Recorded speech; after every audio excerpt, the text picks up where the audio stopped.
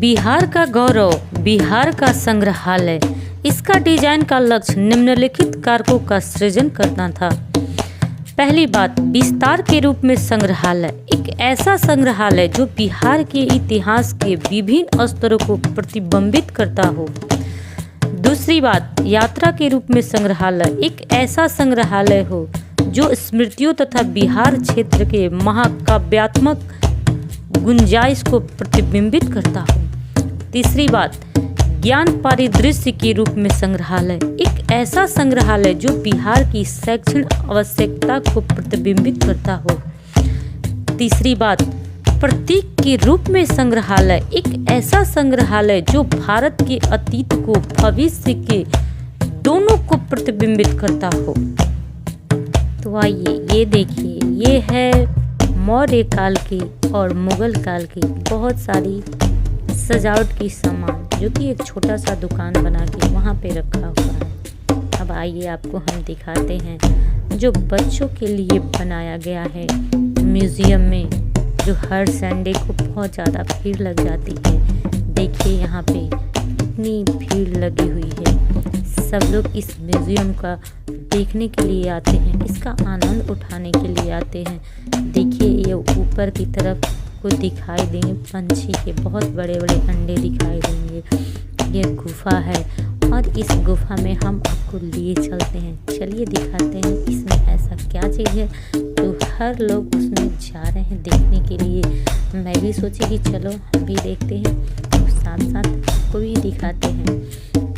इस गुफे में एक स्क्रीन लगा हुआ है जिस पे प्रिंट बनाया जाता है। वो उस प्रिंट को बनाने पे वहाँ पे वो उस पीछे की दीवार है जो कि पत्थर रखा हुआ है, उस पे उसका प्रिंट दिखाई देता है। अब हम नीचे की तरफ देखते हैं, निकल के बाहर की तरफ कि क्या क्या है बाहर। तो चलिए हम दिखाते हैं आपको। ऊपर की तरफ देखिए, ये देखिए यहाँ पे चमगादड़ जो उल्टे पाँव लटके हुए हैं और अपनी मुंडी को नीचे किए हुए हैं। ये देखिए क्रोकोडाइल, आपको मगरमच्छ दिखने को मिलेगा। बच्चों के लिए है तो बड़े भी इंजॉय कर रहे हैं बच्चों के साथ, और फैमिली के साथ तो घूमने का मज़ा और भी अच्छा लगता है। तो देखिए ये क्या क्या चीज़ें बनाए गए हैं यहाँ पे। ज़मीन से निकले हुए जितने भी ये चूहे, बिल्ली और ये पानी में जो भी रहते हैं, क्या बोलते हैं, ये हो गया आपका कछुआ, ये निकल के बैठा हुआ है इस पे। ये मछली हो गई, कितने अच्छे से सजा हुआ। अरे चलिए ये देखिए एक जंगल में शेर आ रहा है और वो पानी पीने के लिए आ रहा है। देखिए कितना उसको देख के डर लग रहा है कि उसकी आंखें कैसे देख रही है। सच में वो होता तो कितने बच्चे ये सब देखकर कितने खुश हो जाते हैं। देखिए पेड़ पर भालू लटका हुआ है, आपको भी कितने बच्चे देखकर इतने खुश हैं कि हम भी ये सब देख के बहुत खुश हैं। मैं बहुत खुश हूँ। देखिए मैं ऊपर जा रही हूँ और देखते हैं कि ऐसा क्या है ऊपर। ये तो बाहर से बहुत अच्छा दिखाई दे रहा है, सीने के चलते वाह कितना अच्छा दिख रहा है।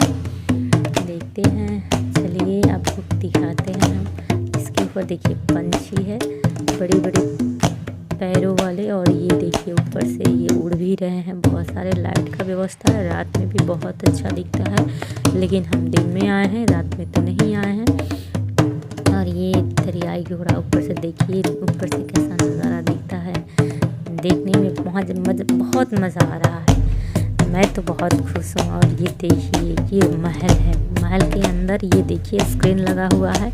यहाँ पर ये चेस कैसे खेलते थे राजा महाराजा, ये चंद्रगुप्त मौर्य और चाणक्य की जो उनकी नीति थी, उनके अशोक की नीति थी, वो सारी चीज़ इस स्क्रीन पे दिया हुआ है। ये गेमिंग सिस्टम की तरह है, ये आप चाहें तो खेल भी सकते हैं, लेकिन हम इतना तक खेल कर स्किप कर रहे हैं क्योंकि इसमें बहुत ज़्यादा समय लग जाएगा और मेरे पास समय है नहीं, क्योंकि उतने टाइम में हम सब दिखाना चाहते हैं आपको। और ये देखिए ये एक मूर्ति है जो बनाना है और मैं बना रही हूँ, बनाने की कोशिश तो कर रही हूँ। देखिए शायद बन जाए।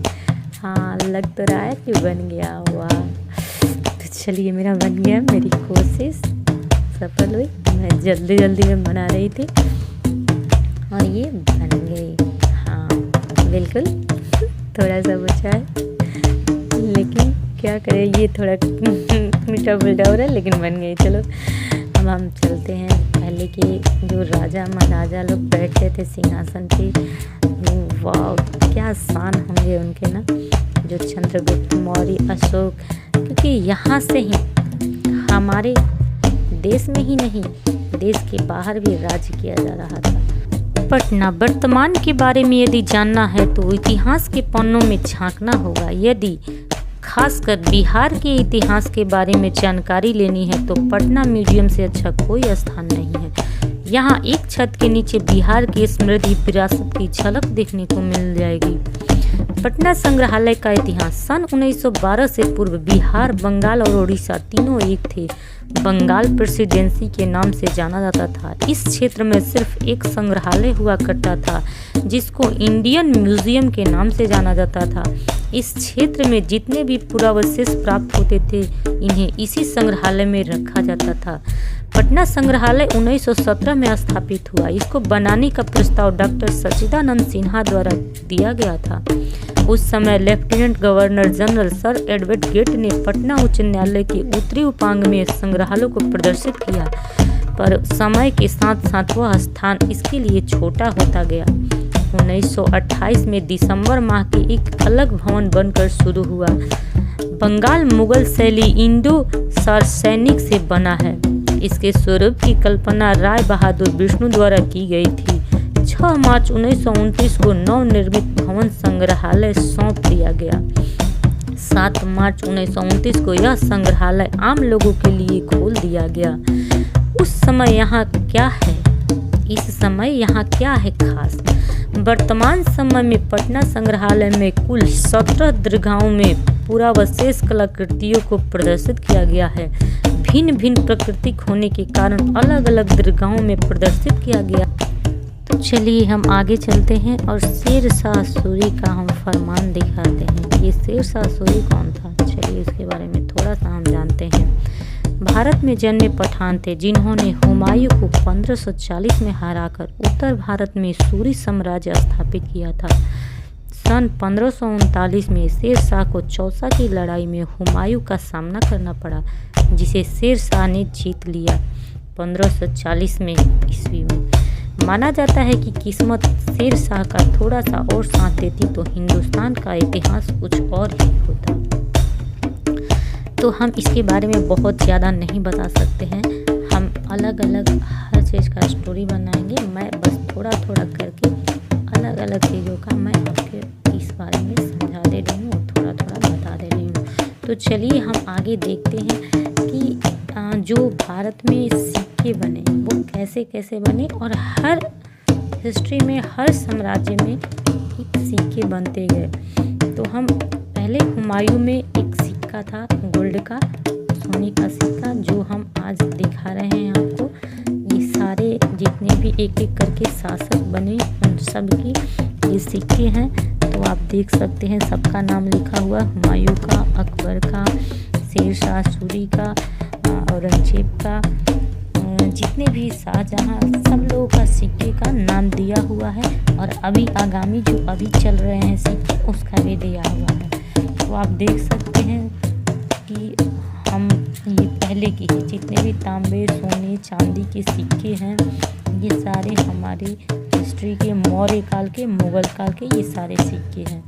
तो आप देख सकते हैं, देखने में तो बहुत ही अच्छे लग रहे हैं। इसलिए आप जब भी समय मिले ज़रूर आइए, देखिए कितना मनमोहक लगता है। पहले की चीज़ों को देखकर हमारे हिस्ट्री के पन्नों को अगर पलटते हैं तो देखकर और सुनकर बहुत ही अच्छा लगता है। और ये देखिए ये रानियाँ जो बैठती थी, ये धूली है उनकी। तो चलिए, और हमें क्या क्या पुरातात्विक हिस्ट्री की चीज़ें देखने को मिलती हैं, चलिए हम आपको दिखाते हैं। इनमें प्रशस्त्र प्रतिमा, मृणा, मूर्तियाँ, अभिलेख, कांस्य प्रतिमा, चित्रकला, प्राकृतिक इतिहास, अर्थशास्त्र, डेनिंग प्रिंट, देसी विदेशी साज सज्जा, विभिन्न प्रकार के खनिज प्रशस्त, महापंडित राहुल संस्कृत्यायन की सामग्री, डॉक्टर राजेंद्र प्रसाद की सामग्री के साथ साथ भगवान बुद्ध के अस्थि कलश को प्रदर्शित किया गया है।